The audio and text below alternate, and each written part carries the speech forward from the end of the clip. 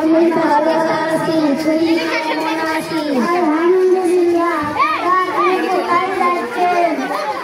আমি ওই নদীর পাড়ে গোসল করতে যাচ্ছি। হ্যাঁ, গোসলের খরচ কি?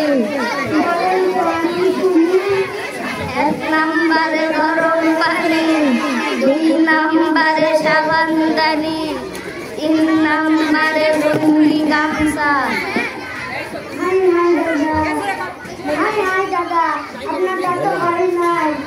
তুই কি বললি? আমারটা হয় নাই। আমি এইভাবে 80 বছর ধরে গোসল করছি। দাদা, আপনি রাগ করবেন না, আমি বলি আপনি শুনুন।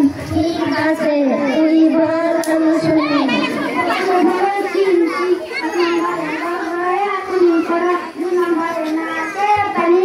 3 নম্বরে সমস্ত শরীর দৌত করা। তুই এগুলো কোথা থেকে শিখলি? তুই কোন মাদ্রাসায় পড়িস? আমি কাটাখালী আজিজিয়া মাল্টিমিডিয়া ক্যাডেট মাদ্রাসায় পড়ি। হ্যাঁ, আমি আগেই জানতাম, মানুষের মুখে মুখে শুনতাম মঈনুল ইসলাম মিলনের মাদ্রাসায় ভালো পড়াশোনা হয়।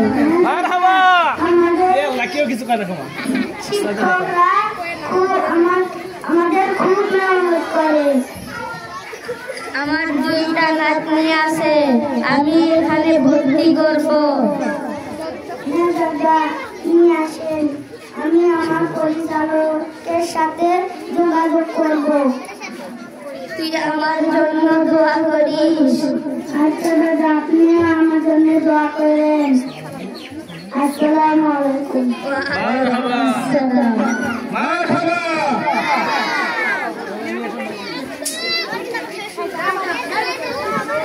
আশি বছর বয়স হয়ে গেছে, গোসলের খরচ করে না।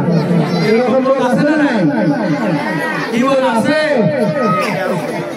গোসলের খরচ করে না, এরকম বহু মানুষের অভাব, অনেক মানুষ অভাব, কি বলেন?